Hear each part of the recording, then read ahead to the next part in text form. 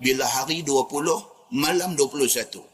Bila masuk sahaja al-ashrul awakhir, 10 malam last ini, ahyal lail.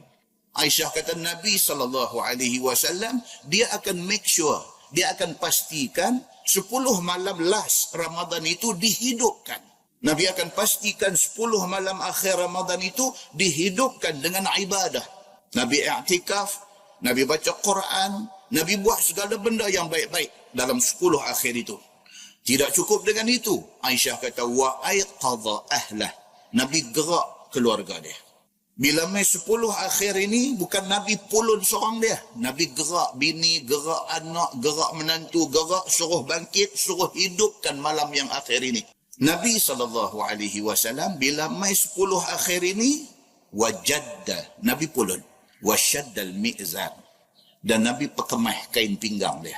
Maksud dia, Nabi cuba menghindarkan diri daripada bersama dengan isteri dia. Pasal Nabi nak fokus kepada ibadah yang penuh pada 10 yang akhir itu.